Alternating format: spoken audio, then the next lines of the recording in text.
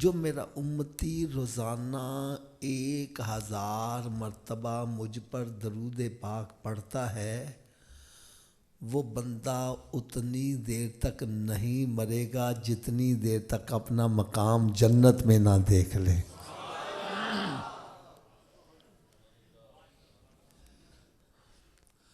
ہو سکتا ہے کسی کے ذہن میں تھوڑی سی پریشانی آ جائے، حافظ صاحب ہم مصروف آدمی ہیں، ہمارے پاس اتنا وقت نہیں کہ ہم روزانہ 1000 مرتبہ درود پاک پڑھ سکیں۔ تو آئیے آج میں آپ کو ایک نسخہ ایسا بتلاؤں آپ کا وقت بھی نہ لگے، درود پاک بھی پڑھا جائے۔ وہ نسخہ کیا ہے؟ آپ اپنے گھر سے اپنی ڈیوٹی پہ جاتے ہو، آپ کو اپنی ڈیوٹی پلیس پر پہنچنے میں یوں سمجھو 1 گھنٹہ لگتا ہے۔ کوئی کاروبار کرتا ہے، کوئی ملازمت کرتا ہے، کوئی اسٹڈی کے لیے جاتا ہے، یوں سمجھے اس کو اپنی ڈیوٹی پلیس پر پہنچنے میں 1 گھنٹہ لگتا ہے۔ یہ ٹائم تو اس نے دینا ہی دینا ہے، ڈیوٹی پہ جانا ہی جانا ہے۔ اب چاہے وہ خاموشی سے طے کر لے، یا گانے گنگناتے ہوئے، یا ذہن میں کوئی پروپوگنڈے سوچتا ہوا یہ فاصلہ طے کر لے، اگر گھر سے نکلے سب کام چھوڑے میرے آقا پر درود و سلام ہی پڑھتا جائے، واپس آئے درود و سلام ہی پڑھتا آئے، سودا لینے جائے درود و سلام پڑھتا جائے، واپس آئے درود و سلام ہی پڑھتا ہے۔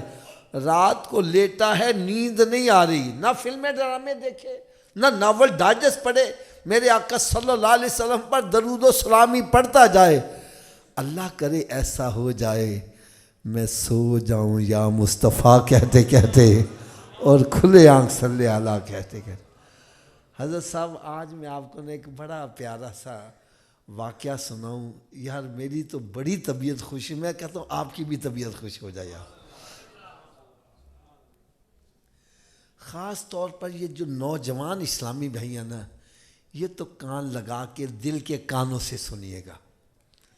حضرت صاحب میں ایک جگہ بیان کرنے گیا تو میرا خیال ہے ایک نوجوان لڑکا ان کی عمر جتنا ہوگا، مجھے کہنے لگا حافظ صاحب میں نے آپ کے بتلائے ہوئے نسخے پر عمل شروع کر دیا، گھر سے نکلتا ڈیوٹی تک پہنچنے تک سارے راستے درود پاک ہی پڑھتا رہتا۔ پھر کہنے لگا بیسیکلی میں کارپینٹر ہوں، ترخان، کہنے لگا ہاتھ سے کام کرتا رہتا، زبان سے درود پاک ہی پڑھتا رہتا۔ کہنے لگا مجھے درود پاک پڑھنے میں بڑا لطف آیا، بڑا سکون آیا، بڑا اطمینان آیا۔ یار ایک میں کڑوی سی بات کہنے لگا ہوں، آج کا میرا نوجوان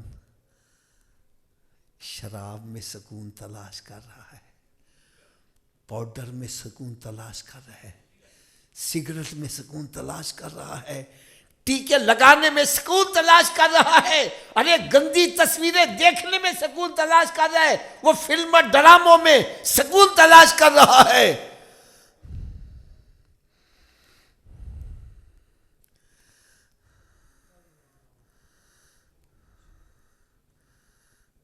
یاد رکھو یہ نشہ ایسا نشہ ہے جس کی وجہ سے دنیا بھی تباہ و برباد ہوتی ہے، آخرت بھی برباد ہوتی ہے۔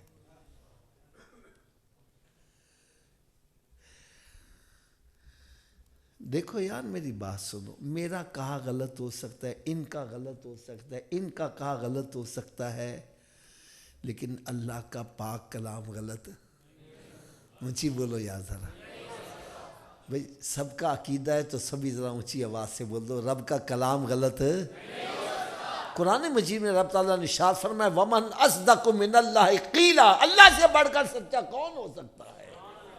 کوئی ہے ہی نہیں ہے۔ تو رب تعالیٰ نے ارشاد فرمایا الا بذکر اللہ تطمئن القلوب، سکون تو میں نے اپنی یاد کے اندر رکھ دیا ہے، تم کہاں تلاش کر رہے ہو؟ آیت غلط ہو، ہو ترجمہ غلط ہو میں مجرم. یار اگر آیت بھی صحیح ہے ترجمہ بھی صحیح ہے خدا را پھر اپنے رخ تبدیل کرو.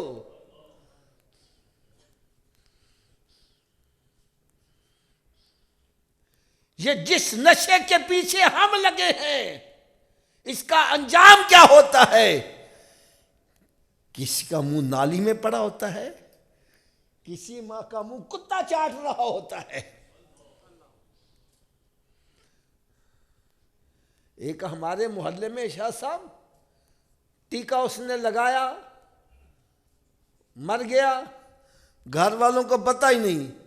یار اس کی لاش کو کتے نوچ نوچ کر کھاتے رہے.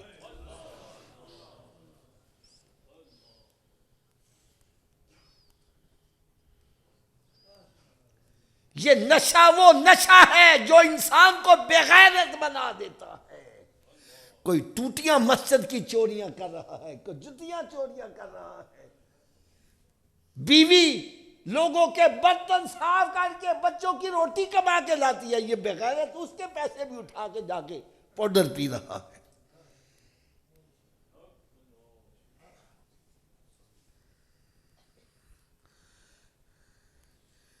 یہ وہ نشہ ہے جس سے دنیا بھی برباد ہو رہی ہے, آخرت بھی برباد ہو رہی ہے. ارے نشہ کرنا ہے تو وہ نشہ کرو جو سید بلال حبشی نے کیا ہے. انگاروں پہ لیٹے ہوئے پھر بھی آدھ آدھ پکار رہے ہیں, اور مقام کیا ملتا ہے. فرمایا بلال میں جنت میں گیا, تیرے قدموں کی آہٹ میں نے وہاں بھی سنی ہے. یہ ہے نشے کا انجام. فرمایا بلال قیامت کے روز سب سے پہلے جنت کا دروازہ میرے لیے کھلے گا, لیکن مجھ سے پہلے بھی جو جنت میں جائے گا وہ بلال حبشی ہوگا. سرکار سواری پر سوار ہوں گے, یہ مہار پکڑ کر داخل ہوں گے.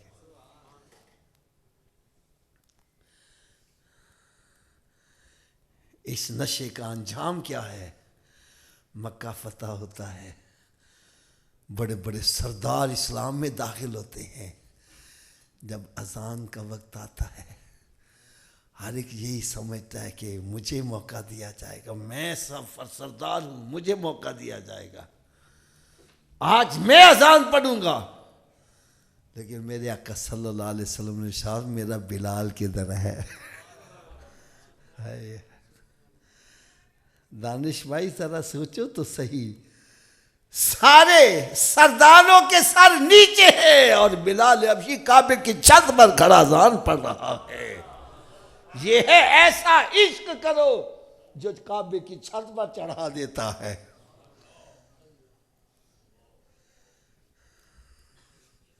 تم کس نشے کے پیچھے پڑے؟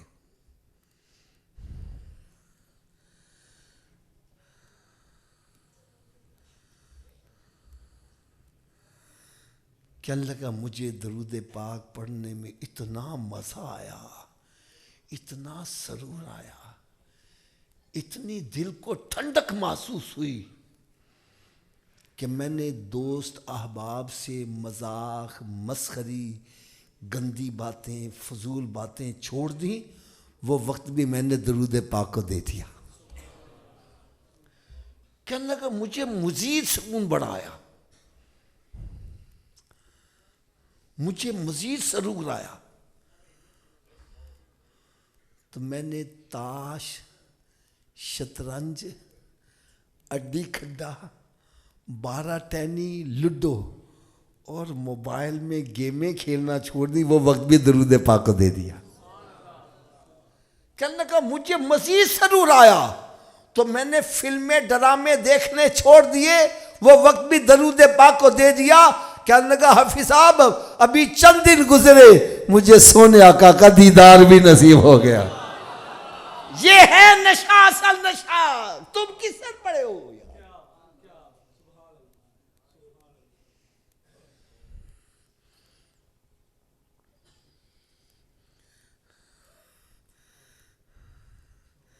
یہ نشہ ایسا نشہ ہے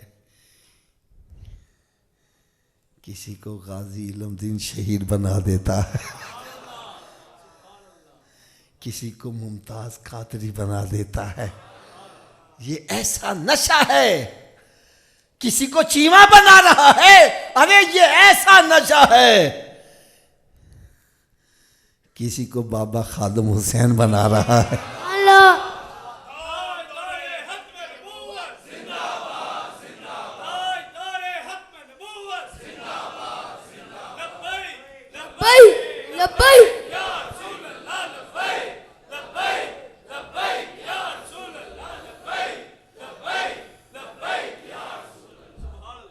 بھئی علامہ خادم حسین رضوی رحمت اللہ تعالی علیہ یہ علمی علاقے والے ان کو جانتے تھے. عوام الناس کو تو وہ پتہ ہی نہیں تھا کون تھے. لیکن تیری دوستی سے پہلے مجھے کون جانتا تھا. تیرے عشق نے بنا دی میری زندگی فسانہ. میں آج جو آیا مبارکہ تلاوت کی ہے اس کا مقصد کیا ہے؟ رب تعالیٰ نے ارشاد فرمایا الم تر کیف فعل ربک باصحاب الفیل. کیا تم نے دیکھا نہیں کہ تیرے رب نے ہاتھی والوں کے ساتھ کیا سلوک کیا؟ یہ میں نے آیا مبارکہ کیوں پڑھی ہے؟ وجہ بتلاؤں. آج کوئی دین کی بات کرتا ہے نا وہ کہتا ہے یہ مولوی کیا کریں گے. اور میں صحیح کہہ رہا ہوں غلط کہہ رہا ہوں؟ ہمارے نوجوانوں کے حوصلے پست کرنے کے لیے اے مولوی کی کریں گے. اے مولویاں نو کی پتہ. تو بھائی مولوی واقعی نہیں کچھ کر سکتے لیکن رب کروانا چاہے تو ابابیلوں سے ہاتھی مروا سکتا ہے یار.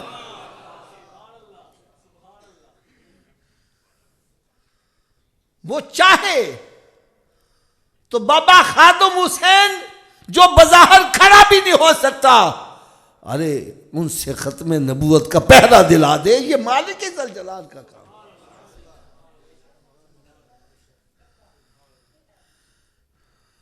یار مجھے آپ یہ بتلاؤ غازی علم دین شہید رحمت اللہ کے دور میں کوئی علم والے نہیں تھے؟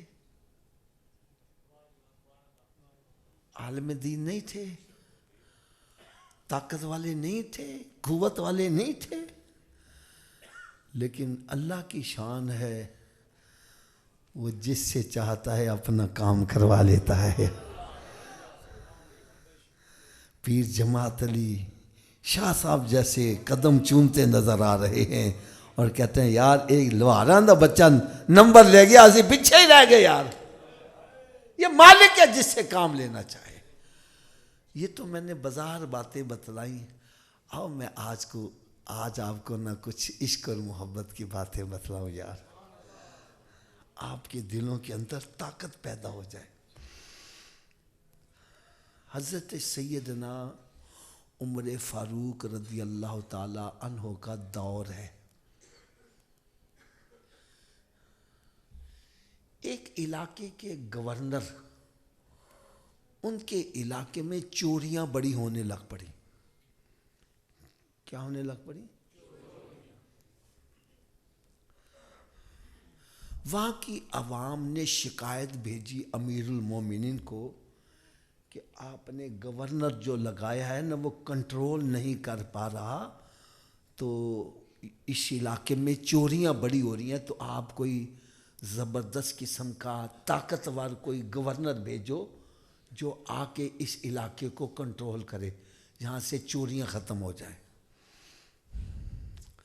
آپ کو خط پہنچا تو آپ نے نیا گورنر بھیج دیا.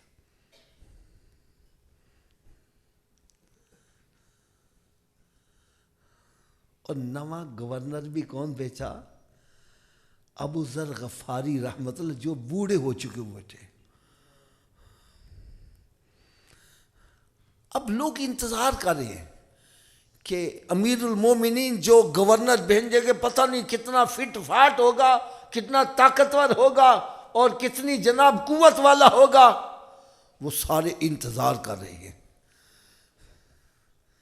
جب آپ کو دیکھا تو سارے مایوس سے ہو گئے کہ یار یہ بوڑھا بندہ کیا کرے گا۔ آپ جب وہاں پہنچے تو ایک کتا پاس کھڑا تھا، آپ نے فرمایا اوے جاؤ جا کے ساتھیوں سے تک آج کے بعد چوری کوئی نہ ہو۔ لو جی، اس کے بعد چوری کوئی نہیں ہو رہی۔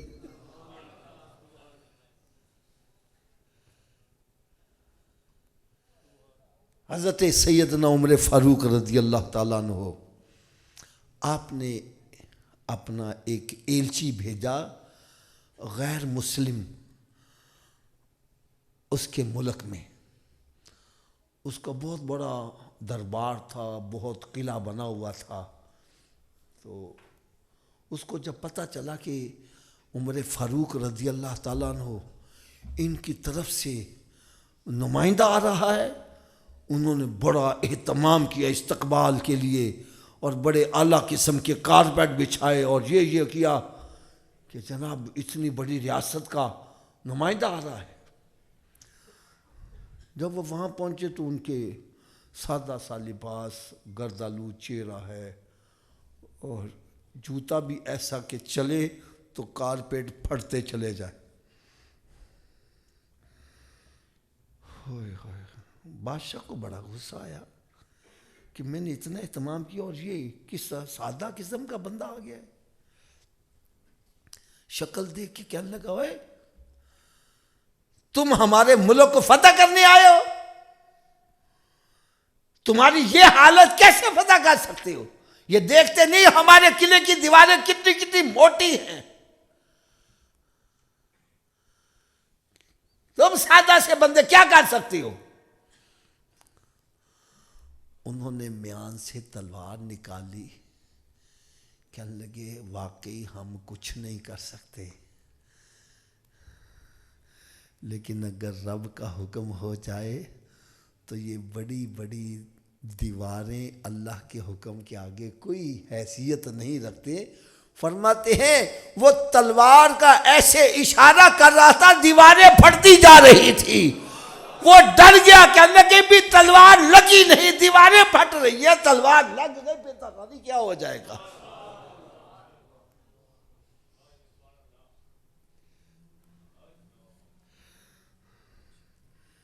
پھر اس نے اپنی شرمندگی کو چھپانے کے لیے کہا کہ اس کے سر پر مٹی کا ٹوکرا رکھ کے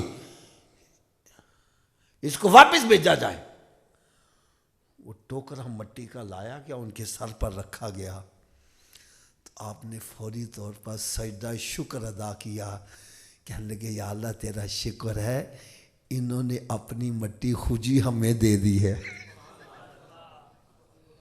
اپنی مٹی خود ہی ہمارے حوالے کر دی ہے، بس پھر واپس آ کے حملہ کیا ہے تو سب تہس نہس کر کے اسلام کا جھنڈا سر بلند کر دیا ہے۔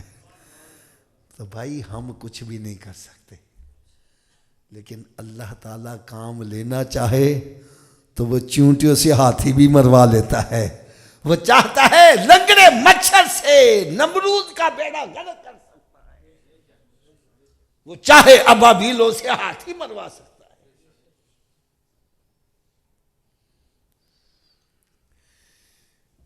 اس لیے ایک تو حوصلے پست نہیں کرنے، حوصلے پست۔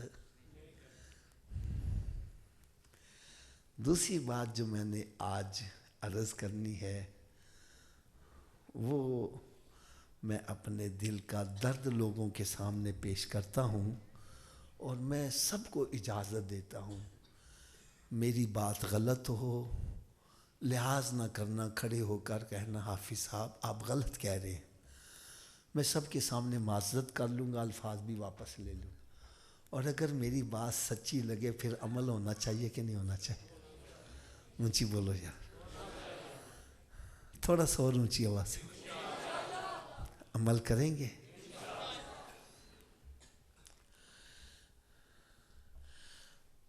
آج ہماری محافل میں ایک انگلش کا لفظ ہوتا ہے اپریسیشن، کیا لفظ ہے؟ اس کا مطلب کیا ہوتا ہے؟ حوصلہ افزائی کرنا. کیا کرنا؟ جس معاملے میں کسی کی حوصلہ افزائی کی جائے وہ پھر کام اور زیادہ بڑھ کے کرتا ہے. میں کہتا ہوں حضرت صاحب آپ نے نعت ماشاءاللہ بڑی کمال پڑھی ہے، یہ چاہیں گے اور زیادہ میں اچھے طریقے سے پڑھوں. یار دانش بھائی نے بیان کمال کیا ہے، یہ کہ میں اور زیادہ بیان کروں. دیکھو یار، میں ہاتھ باندھ کر پہلے معذرت کر لوں، جھوٹ نہ بولنا، سچی بات کرنا. آج ہماری محافل میں حوصلہ افزائی نیکیاں کرنے والے کی جاتی ہیں یا گناہ گار کی جاتی ہے؟ جب پڑھنے والے سرکار تاڈے نے. یار جس کو پتہ چل جائے گناہ کرنے سے سرکار ملتے ہیں، اس کو ضرورت ہے بستر چھوڑ کے مسجد میں آئے؟ اس کو ضرورت ہے شراب چھوڑ دے، زنا چھوڑ دے، سودی کاروبار چھوڑ دے؟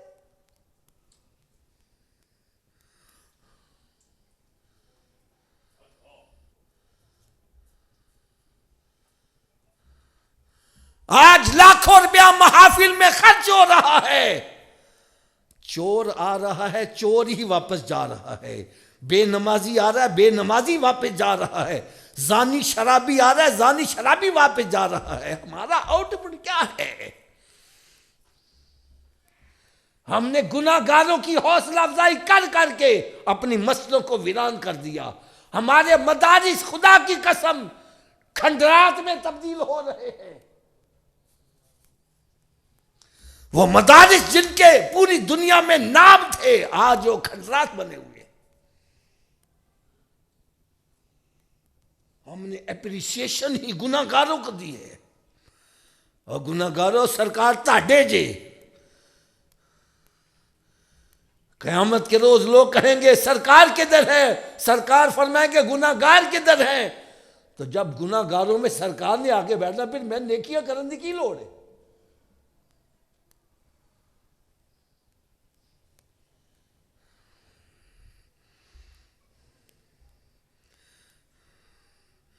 اگر گناہ کرنے سے ہی سرکار راضی ہیں تو سرکار کی ولادت کا تو مقصد ہی ختم ہو گیا. انبیاء کرام علیہ السلام کی تشریف آوری کا مقصد کیا ہے؟ معاشرے سے گناہوں کو ختم کیا جائے. ورنہ سرکار کی آمد سے پہلے گناہ نہیں ہو رہے تھے. پھر انبیاء کرام علیہ السلام کے آنے کا مقصد کیا ہے؟ آج ہم گناہوں کو پروموٹ کر رہے ہیں.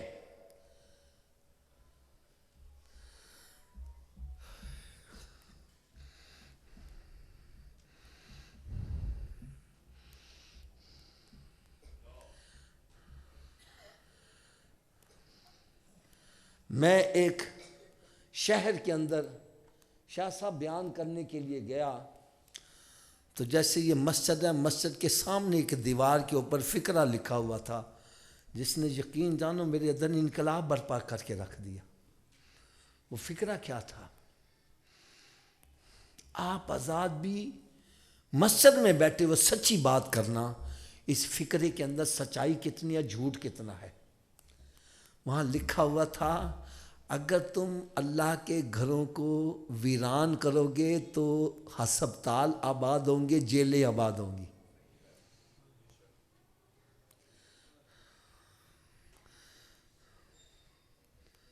اور اس میں کتنی سچائی موجود ہے. آج ہم نے مسجدوں کو ویران کیا تو ہسپتال اس قدر آباد ہو گئے، ایک ایک بیڈ پر کتنے مریض. کئی ایسے مریض ان کو بیڈ نہیں مل رہا، مر جا رہے ہیں. جیلوں میں چلے جاؤ جہاں 2 بندوں کی گنجائش وہاں 20 بندے گزرے ہوئے ہیں.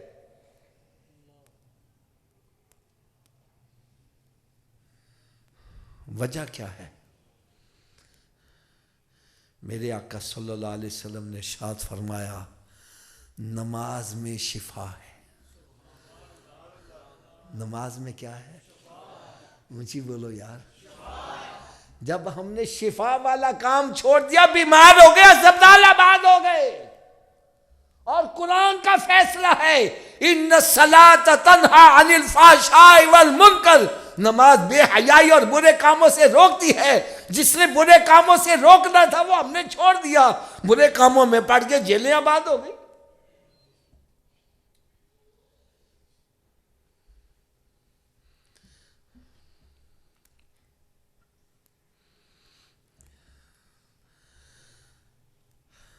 حضرت صاحب جو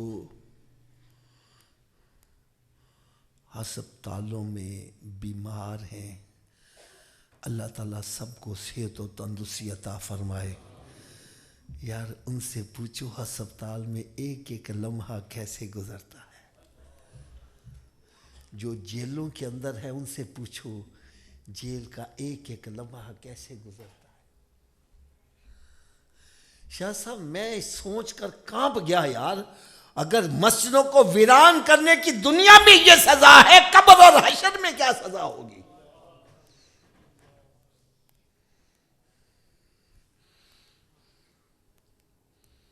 یہ دنیا کی سزا ہے جو ہمیں مل رہی ہے.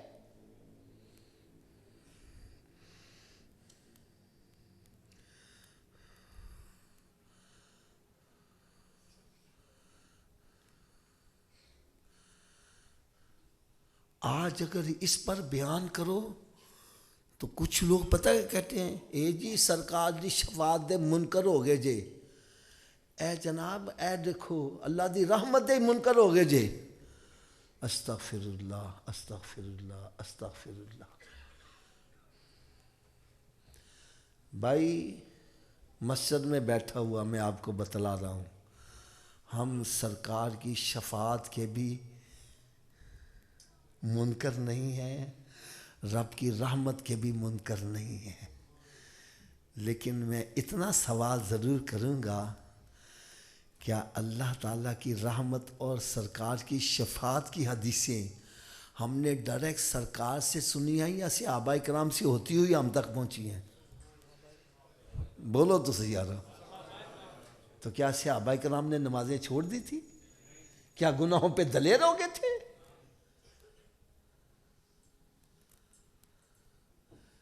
یار اور باتیں تو اور رہ گئی. صحابہ کرام میں وہ ہستیاں جن کو سرکار نے دنیا میں جنتی ہونے کی بشارت دی،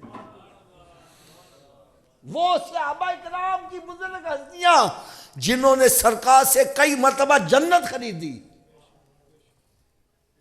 کیا انہوں نے نمازیں چھوڑ دی تھی؟ ہم نے تو سرکار سے جنت خریدی ہے، ہمیں اب کیا ضرورت ہے نمازیں پڑھنے کی؟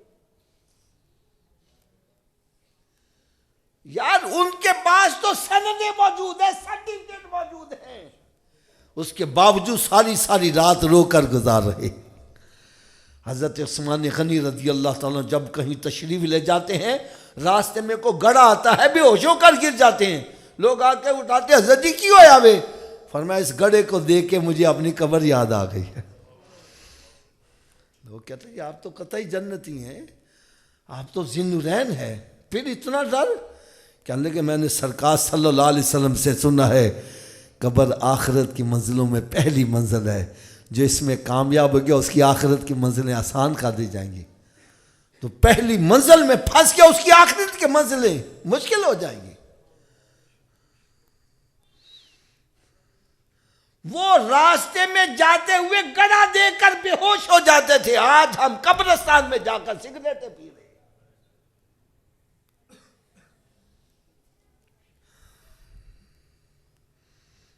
آج ہمارے دلوں سے خوف خدا نکال دیا گیا.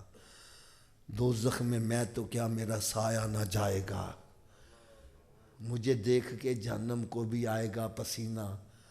اب جس کو یہ پتہ چل جائے مجھے دیکھ کے جہنم کو پسینہ آئے گا، تو پھر جہنم کو اس سے ڈرنے کی ضرورت ہے، اس بندے کو جہنم سے ڈرنے کی تو ضرورت نہیں ہے نا. نہیں آفت جی تسی پورا شعر نہیں پڑھ دے، میں غلام مصطفیٰ ہوں، میری عظمتیں نہ پوچھے. میں نے کہا بھائی میرے نزدیک سرکار صلی اللہ علیہ وسلم کی امت میں سب سے بڑے عاشق اس کا نام صدیق اکبر ہے. اس میں کوئی دو رائے تو نہیں ہے نا؟ تو کیا آپ نے فرمایا مجھے دیکھ کے جہنم کو بھی آئے گا پسینہ؟ کیوں جی کو پڑھی حدیث؟ آج کا نوجوان کیا کہہ رہا ہے؟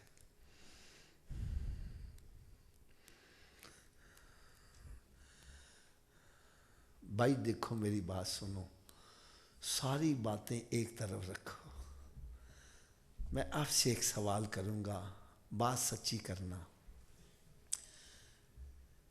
کیا اللہ تعالیٰ کی رحمت سے کافر جنت میں جائیں گے یا مسلمان جنت میں جائے گا؟ تھوڑا سا اونچی آواز سے بولو، تھوڑا سا اور اونچی آواز سے بولو۔ سرکار کی شفاعت سے مسلمان جنت میں جائیں گے کہ کافر جائیں گے؟ تو مسلمان کو اپنا ایمان تو محفوظ کرنا چاہیے نا۔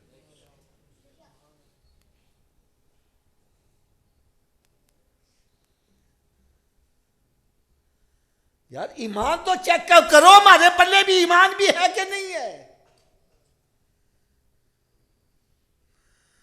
آپ کہیں گے جی ایمان کیسے چیک ہوتا ہے؟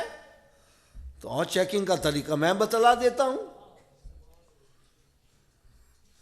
میرے آقا صلی اللہ علیہ وسلم نے ارشاد فرمایا جو ایمان کو چیک کرنا چاہتا ہے وہ مسجد میں آ جائے۔ کہاں آ جائے؟ اگر مسجد میں آ کر ٹھنڈ پڑ گئی ہے، کلیجے کو سکون آ گیا ہے، تو سمجھ جاؤ دولت ایمان موجود ہے۔ اس لیے کہ مومن مسجد میں اس طرح ہے جیسے مچھلی پانی کے اندر ہے۔ مچھلی کو پانی سے باہر نکالو تڑپتی ہے، مومن مسجد سے باہر جا کے تڑپ رہا ہے، اور یار دیکھیے ٹائم سے نہیں ہو گیا، یار دیکھیے اذان کی آواز سے نہیں آ رہی، تڑپ رہا ہے، یار دیکھیے تو ٹائم لگ تو نہیں گیا۔ جیسی اذان ہوتی ہے مسجد میں آ جائے ٹھنڈ پڑ جاتی ہے، فرمایا سمجھ جاؤ دولت ایمان موجود ہے۔ اور جو مسجد میں آ گیا ہے ٹھنڈ نہیں پڑ رہی، اپ سیٹ ہو گیا ہے، بھاگنے کی کر رہا ہے، کبھی مولوی سے لڑا، مولوی صاحب بیٹیاں لمبیاں نہ کہتا، تانتے کام ہی کوئی نہیں ہے، ایڈے لمبے سجدے، ایڈے لمبے رکوع۔ فرمایا اگر ایسی کیفیت ہے تو سمجھ جاؤ اندر نفاق آ گیا ہے۔ کیا آ گیا ہے؟ کیونکہ منافق مسجد میں اس طرح ہے جیسے پرندہ قید میں ہے۔ ایک پرندے کو قید میں ڈال دو، پنجرے میں ڈال دو، ادھر ٹکر مارے گا، ادھر ٹکر مار، ادھر ٹکر مار، چھوٹا سا سوراخ دے بھاگ کے وہ گیا، فرمایا یہ بھی آتا ہے جلدی جلدی ٹکرے مار کے وہ جاتا ہے، سمجھ جاؤ اندر نفاق موجود ہے۔ کیا موجود ہے؟ اگر میری بات آپ کو سمجھ آ رہی ہے تو تھوڑا سا آواز سے بولو گے۔ مسجد میں آ جاؤ ٹھنڈ پڑ جائے تو اندر کیا موجود ہے؟ اونچی بولو۔ اور مسجد میں آئے ٹھنڈ نہیں پڑ رہی، بھاگنے کی سوچ رہا ہے، اندر کیا ہے؟ تو جڑا مسیطے وڑدا ہی نہیں۔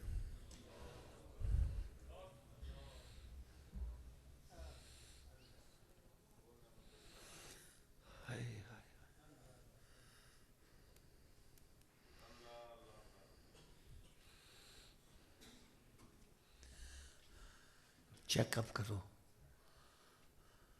اگر ابھی بھی سمجھ نہیں آ رہی میں آؤ اور آسان بات کر دوں۔ حضرت صاحب ہمارے اس محلے میں ایسے بندے ہوں گے جن کی ایک نماز جماعت سے چھوٹ جائے پریشان ہو جاتے ہیں، اب سیٹ ہوتے ہیں، آنکھوں سے آنسو نکلے، اوے حضرت جی میری آج جماعت چھوٹ گئی، میں بڑا پریشان ہوں، مجھے سکون ہی نہیں آ رہا۔ ایک نماز جماعت سے چھوٹی، اب سیٹ ہو گیا ہے۔ اور اسی محلے میں وہ بندے بھی ہیں جن کی 5 نمازیں قضا رہی ان کو پرواہ ہی نہیں۔ میں صحیح کہہ رہا ہوں غلط کہہ رہا ہوں؟ اونچی بولو یار۔ کہلاتے دونوں ہی مسلمان ہیں، لیبے سپر مسلمان کا ہی لگا ہوا ہے۔ ایک کی صرف ایک لمبا جماعت سے چھوٹی ہے، آنکھوں سے آنسو نکلے، اب سیٹ ہو گیا ہے، اور ایک کی 5 نمازیں چھوٹ رہی ہے، پرواہ ہی نہیں اس کو۔ وجہ کیا ہے؟ آؤ وجہ بھی بتلاؤں۔ میرے آقا صلی اللہ علیہ وسلم نے ارشاد فرمایا مومن کا دل سفید چادر کی طرح ہے، اگر اس پر چھوٹا سا داغ لگ جائے بڑا بدنما لگتا ہے۔ جس کی ایک نماز جماعت سے چھوٹی اس کا دل سفید ہے، صاف ہے، چھوٹا سا داغ بڑا بدنما لگ رہا ہے، فرمایا توبہ کرے گا داغ مٹا دیا جائے گا، اگر نہیں توبہ کرتا وہ داغ بڑھتے بڑھتے سارا دل ہی کالا ہو جائے گا۔ اور کالے دل پر مزید داغ لگنے سے پتہ، اونچی بول دو یار، تو جس کی 5 نمازیں قضا ہو رہی ہیں اس کا دل ہی سیاہ ہو گیا، اس کے مزید داغ لگنے سے پتہ نہیں چل رہا۔ اور اگلی بات کان کھول کے سنو، جب دل کالا ہو جائے تو اچھائی برائی کی تمیز ختم ہو جاتی ہے، جب اچھائی برائی کی تمیز ختم ہو جائے تو خطرہ ہے کہیں ایمان اور کفر کی تمیز نہ ختم ہو جائے، خاتمہ خراب نہ ہو جائے۔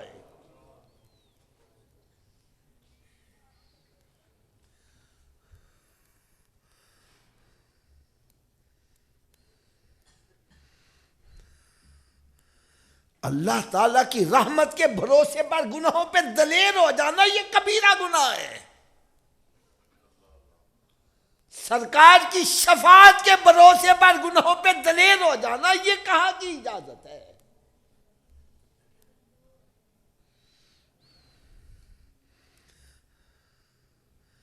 بھائی اللہ کی رحمت اور سرکار صلی اللہ علیہ وسلم کی شفاعت کا مطلب یہ ہے، اے گناہگارو اور گھبراؤ نہ، آؤ آج ہی سچے دل سے توبہ کر لو، رب کی رحمت بھی بڑی ہے، سرکار شفاعت کرنے کے لیے تیار ہے۔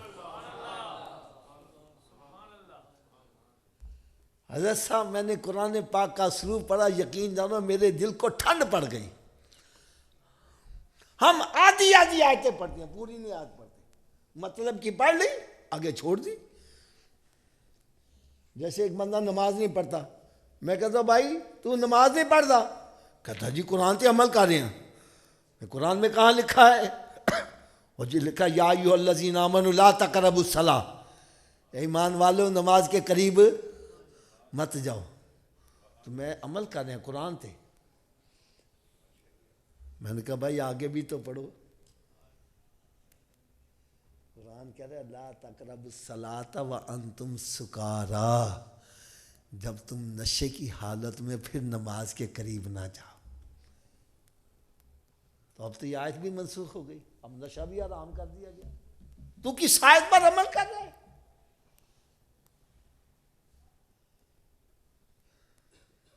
بالکل اسی طرح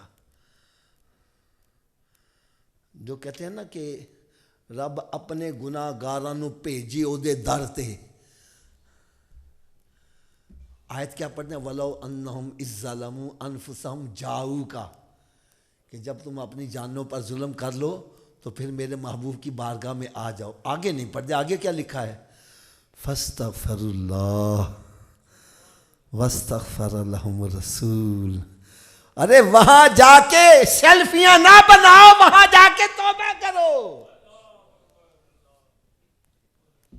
آیت غلط ہو میں مجرم ہوں، وہاں جا کے اپنے گناہوں سے توبہ کرو، جب توبہ کرو گے سرکار تمہارے حق میں شفاعت کریں گے، پھر اللہ کو توبہ قبول کرنے والا پاؤ گے۔ یہ نہیں وہاں جا کے جیبیں کاٹنا شروع کر دو، وہاں جا کے ہیرا پھیریا، وہ میں آیا ہوں وہاں سے ہو کے آیا ہوں،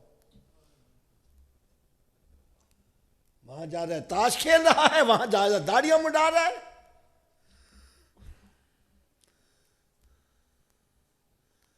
فرمایا وَلَوْ أَنَّهُمْ إِذْ ظَلَمُوا أَنفُسَهُمْ جَاءُوكَ فَاسْتَغْفِرُوا اللَّهَ، وہاں توبہ کرو جا کے۔ اور توبہ کا مطلب کیا ہے؟ توبہ کی شرط کیا ہے؟ پہلی شرط ہے اقبال جرم کرو، مانو مجھ سے غلطی ہوئی ہے۔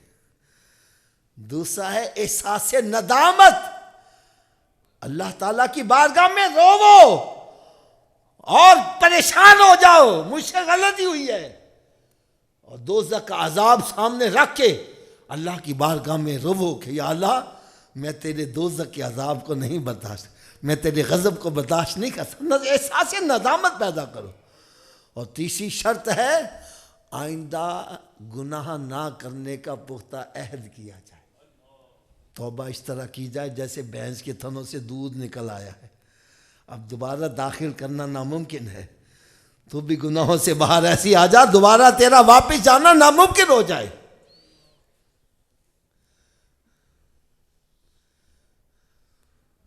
جب توبہ کرے گا تو پھر اللہ کی رحمت کتنی بڑی ہے. سنو اب رب کی رحمت آئے گی. کیسے آئے گی؟ فرمایا الا من تاب وآمن وعمل عملا صالحا فاولئک یبدل اللہ سیئاتہم حسنات. فرمایا جب تم توبہ کرو گے, ایمان لے آؤ گے, پھر نیک عمل شروع کر دو گے, گناہوں کو چھوڑ دو گے, فرمایا اللہ تعالیٰ تمہارے پچھلے گناہوں کو نیکیوں میں تبدیل فرمایا. یہ ہے رب کی رحمت, یہ ہے میرے آقا کی شفاعت. یہ نہیں شفاعت کے بھروسے پہ جناب ہم قتل کرنا شروع کر دیں بندوں کو, زنا کرنا شروع کر دیں, شرابیں پینا شروع کر دیں. یہ مفہوم غلط ہے. صحیح مفہوم کیا ہے؟ تو جتنے مرضی گناہ کر چکا ہے, آؤ مایوس نہ ہو, اللہ کی رحمت سے مایوس, سرکار کی شفاعت سے مایوس نہ ہو.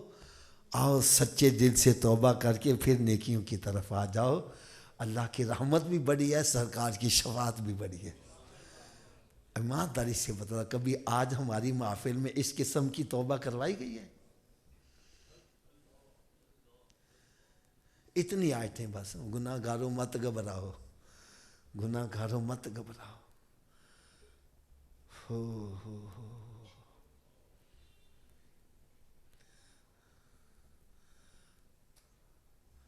ہمارے ادھر لاہور میں حضرت صاحب ایک محفل ہوئی, اس نے خدا کی قسم میرے اندر انقلاب برپا کر کے رکھ دیا یار, سوچوں کو تبدیل کر کے رکھ دیا. بازار کے اندر جو نوجوان لڑکے آوارہ گر قسم کے, ان کے دلوں میں بھی دانش بھائی شوق پیدا ہوا, چلو ہم بھی سرکار کا میلاد کرتے ہیں. انہوں نے پیسے اکٹھے کیے اور نعت خوانوں کو بلایا, علماء کرام کو دعوت دی اور بازار کے اندر اسٹیج سجا لیا. اب جو بھی نعت خواں آئے, او گناہ گاروں مت گھبراؤ, قیامت والے دن تاڑ کولوں نیک بندے بھی گناہ ادھار منگن واسطے آن گے. بعد میں بیان کرنے والا اس نے بھی اسی لائن پر بیان کیا. یار وہی انتظامیہ کے بندے نوجوان, انہوں نے اس سٹیج پر بیٹھ کے شرابیں پی کہ پھر اسی رج کے گناہ کرنے کہ گناہ کاٹنا جان ساڑے کولوں, اسی ونڈنے جنے قیامت والے دن. یار کس طرف ہم عوام کو لے جا رہے ہیں؟ میری یار سارے علماء کرام سے ہاتھ باندھ کر اپیل ہے, نعت خوانوں کے سامنے بھی اپیل ہے, نقیب محفلوں سے بھی اپیل ہے, ہاتھ باندھ کر خدا را اب سرکار کی امت پر ترس کھاؤ, ان کو نیکی کی طرف لاؤ. گناہ کر کے دنیا میں چین نہیں ملتا.